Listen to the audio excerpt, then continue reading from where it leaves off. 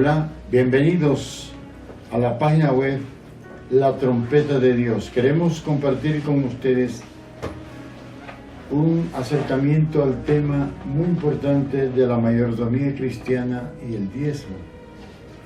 En la iglesia reina mucha desinformación y hasta confusión respecto del asunto de la mayordomía en el pueblo santo. Entre los hijos de Dios, la mayordomía se relaciona con la administración de los bienes naturales, o sea, los bienes terrenales, y los bienes de gracia, los que se relacionan con lo celestial, que el Señor nos encomienda. La Biblia revela que nosotros no tenemos nada que no hayamos recibido de Dios. Y hay que tener en cuenta que la buena administración de esos bienes depende del buen desarrollo de nuestra santificación y salvación de nuestra alma. Ya el Señor nos sacó de un mundo de tinieblas, pero el caso es que podemos aún tener el corazón ligado con ese mundo de oscuridad y de mentira donde reina la avaricia. En la avaricia de los hombres, cada quien se apropia de bienes y se los retiene, pero entre los hijos de Dios tenemos que dar cuenta del manejo de algo que no es nuestro. Entre nosotros, en realidad, no existe la propiedad privada, pues todo lo que está en nuestras manos es del Señor. El reino de los cielos tiene sus propios principios. Por ejemplo, dice la primera bienaventuranza allá en Mateo 5:3: bienaventurados los pobres en espíritu, porque de ellos es el reino de los cielos. Eso encierra por lo menos dos grandes verdades. La primera es que los bienes materiales que tenemos no son nuestros, son del Señor, y que al considerarlos así nos trae la felicidad de entrar desde ya en la espera del reino de los cielos y de participar en él cuando Cristo venga en su segunda parucía. La segunda gran verdad de esta bienaventuranza es que la vida eterna la recibimos por gracia, solo por la fe, no porque hagamos obras buenas o por obedecer la voluntad de Dios, según Efesios 2, del 8 al 9. En cambio, para participar del reino de los cielos, sí tenemos que hacer la voluntad de Dios. Y una de esas obediencias es no apropiarse de los bienes que el Señor nos entrega para que los administremos. Leemos en Efesios 4:7: pero a cada uno de nosotros fue dada la gracia conforme a la medida del don de Cristo. Como lo dije antes, del Señor recibimos dones naturales, a veces riquezas, oportunidades de prosperidad económica, profesión y demás. Y en la medida en que tú seas un buen administrador de las cosas de Él, entonces el Señor te considera apto para recibir dones de gracia, dones de tipo espiritual, conforme nuestra propia medida del don de Cristo. Como se sabe, el primer don de gracia es la fe, el segundo es la salvación.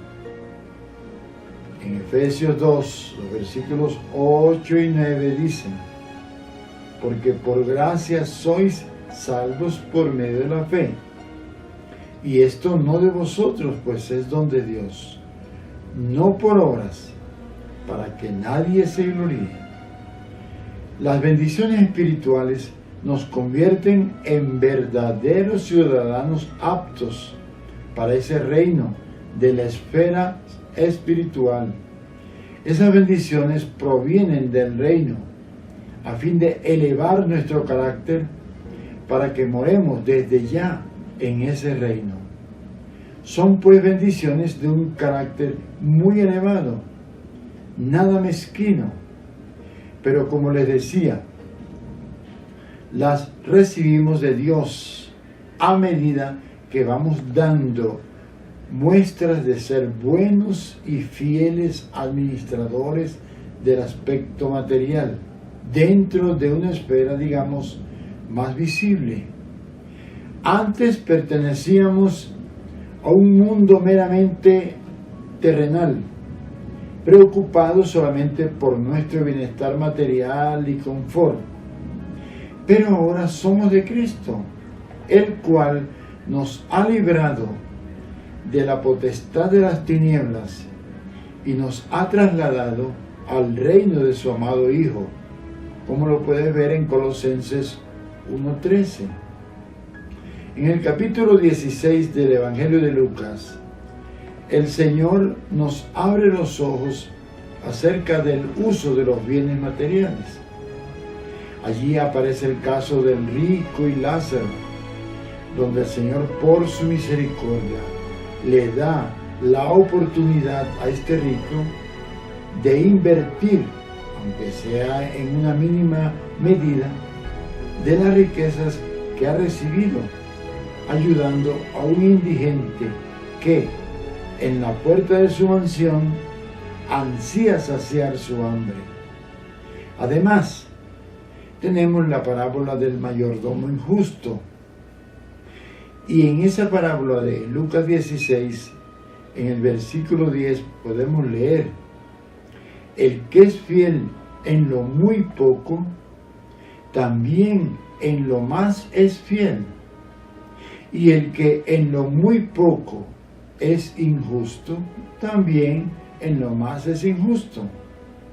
Aquí, como en la parábola de los talentos, lo poco son los bienes materiales, terrenales, y lo más son los dones de gracia. El día que te mueras, no te llevarás nada de lo poco, pero de lo más, de las bendiciones espirituales, esas bendiciones no te las quitará nadie. Y ahí mismo en el versículo 11 dice: pues si en las riquezas injustas no fuisteis fieles, ¿quién os confiará lo verdadero? Todo lo de aquí es considerado injusto, en cambio lo espiritual es considerado verdadero. En el versículo 12 dice: y si en lo ajeno no fuisteis fieles, ¿quién os dará lo que es vuestro? Eso nos confirma que lo actual no es nuestro. El Señor mismo no se interesó por obtener cosas materiales.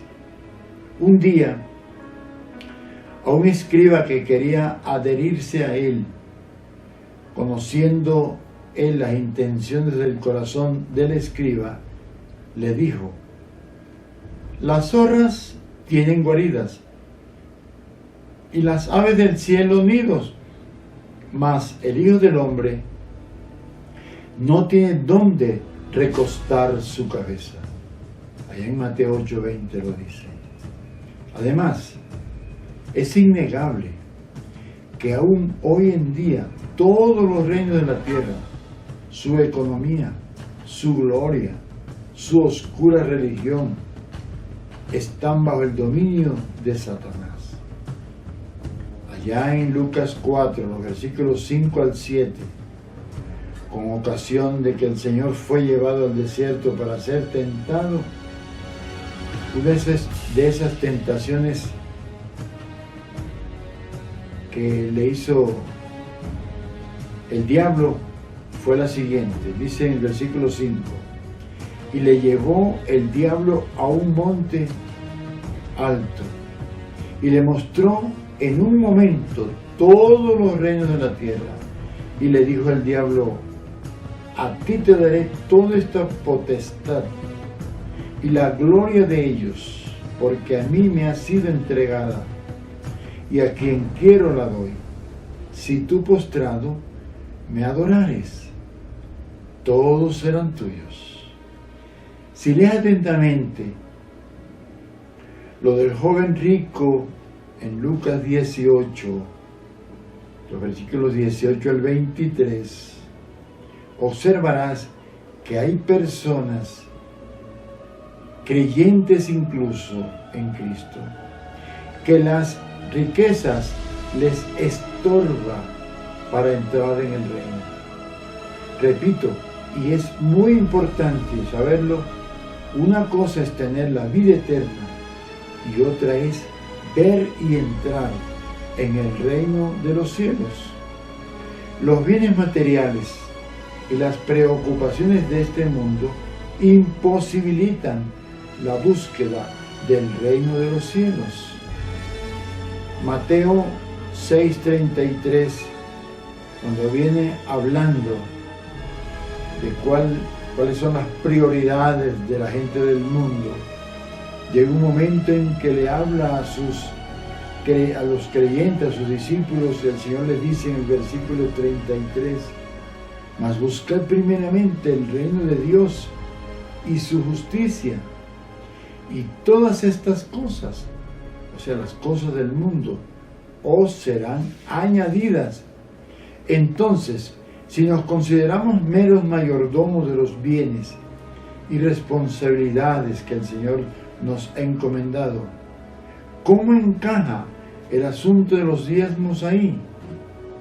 Hablando del diezmo, tengamos en cuenta que los israelitas constituían el pueblo terrenal de Dios en el Antiguo Testamento, y como tal tenían sus posesiones materiales, sus heredades, y eran objetos de bendiciones de tipo físico y temporal, como está consignado en Deuteronomio 28. Los hebreos se regían por leyes escritas en tablas y en papiros y pergaminos, y su cumplimiento pendía de una lista de maldiciones a causa de la desobediencia. Es innegable que Deuteronomio sigue la forma de los pactos políticos del antiguo Cercano Oriente, en los que después de las estipulaciones del pacto siguen las maldiciones y las bendiciones. Generalmente incluyen más maldiciones que bendiciones. Entonces ellos eran los legítimos propietarios de sus heredades, cultivos y rebaños, de donde, conforme a la ley, debían apartar el 10% de las cosechas y de los nacimientos del ganado para llevarlos a los sacerdotes. Y eso es lo que enfatiza el profeta Malaquías a un pueblo que había descuidado el cumplimiento de la ley de Dios. Y eso está muy bien. Ellos debían cumplir con la ley, llevando el diezmo al granero del templo, y el 90% era de su propiedad. Pero la iglesia no es un pueblo terrenal, y la iglesia, siendo un cuerpo celestial, no posee bienes materiales en esta tierra. Si un creyente se apropia de los bienes del Señor, está arriesgando su permanencia en el reino de los cielos, si es que ya ha entrado. ¿Recuerdan lo que le sucedió a Ananías y a Zafira en la iglesia primitiva? Todo creyente nacido de nuevo como miembro de un cuerpo celestial, debe ser guiado por el Espíritu. Y el Espíritu Santo es quien debe instruirle en el manejo de esos bienes y cuánto debe aportar para la obra del Señor. Aporte que puede ser menos el diezmo o más del mero diezmo. Con toda claridad nos lo declara la palabra del Señor en la segunda carta de Pablo a los Corintios, capítulo 9, los versículos 6 y 7. Dicen: pero esto digo, el que siembra escasamente, también segará escasamente, y el que siembra generosamente, generosamente también segará.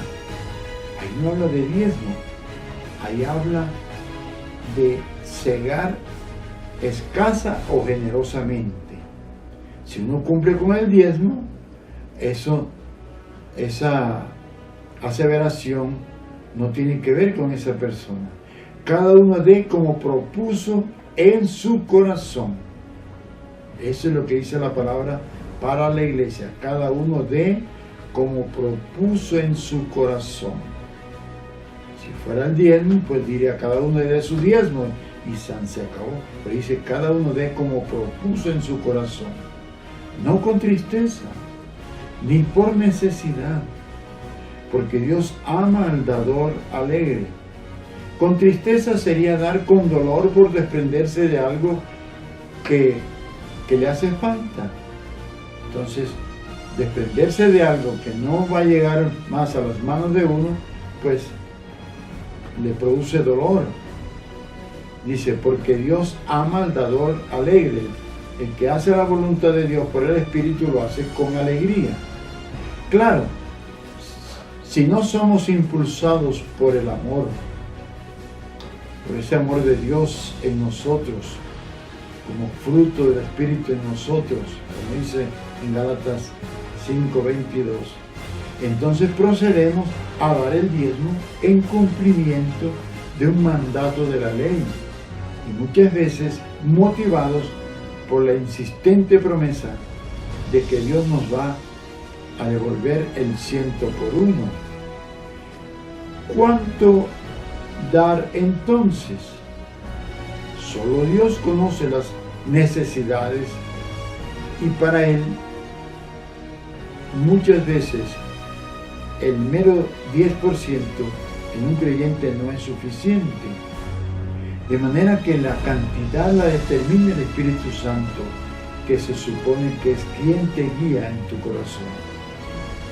Pero en el sistema religioso, si no se es guiado por el Espíritu Santo, entonces toman como base un principio de la ley.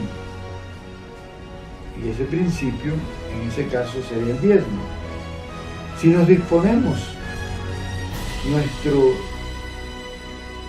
a dar para los santos en nuestro corazón y para la obra del Señor, basados en el amor de Dios en nosotros, dentro de nosotros, no tenemos que recurrir al diezmo, porque ante tales cosas no hay ley. ¿Cuáles son, pues, las consecuencias de ese buen manejo? Dice el versículo 8 de la segunda carta de Pablo a los Corintios, capítulo 9, dice: y poderoso es Dios para hacer que abunde en vosotros toda gracia, a fin de que, teniendo siempre en todas las cosas todo lo suficiente, abundéis para toda buena obra. Esto tiene aplicación también en la 1 Corintios capítulo 16, los versículos 1 y 2. Las palabras de Pablo dice: en cuanto a la ofrenda para los santos, haced vosotros también de la manera que ordené en las iglesias de Galacia. Cada primer día de la semana, o sea, cada domingo, cada uno de vosotros ponga aparte algo, según haya prosperado, guardándolo para que cuando yo llegue no se recojan entonces ofrendas. ¿Por qué no dice ponga aparte sus diezmos? Haciendo la apología del diezmo, algunos alegan que Abraham lo usó en su encuentro con Melquisedec antes de ser promulgada la ley en el Sinaí. Bueno, ese diezmo fue sacado de los despojos tomados del adversario, en vista de que ese botín regresaría a sus propietarios. Es posible, sin embargo, que Abraham se haya sentido justificado al dar el diezmo de todo. Sin embargo, es totalmente posible que esa ya fuese una costumbre fijada para el sustento de los sacerdotes.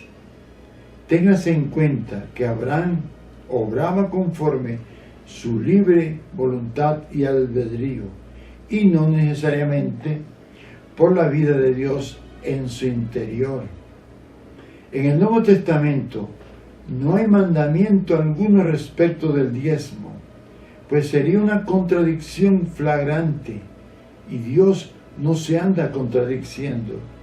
Y cuando el diezmo es mencionado, aparece en el marco del Antiguo Testamento. Por lo menos el mover del Señor antes de la cruz debía regirse por el Antiguo Testamento, como cuando a unos leprosos que sanó le dijo: id, mostraos a los sacerdotes. Lo dice allá en Lucas 17:14. O frente al hecho de haber entrado al templo de Jerusalén para purificarlo, considerando aún su vigencia como tipo y sombra de las cosas celestiales, porque todavía él no había resucitado como el verdadero tabernáculo de Dios.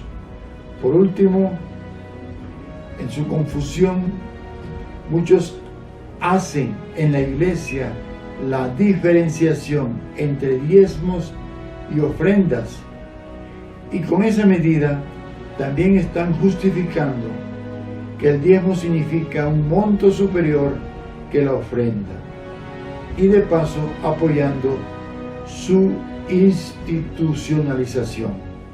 Muchas gracias.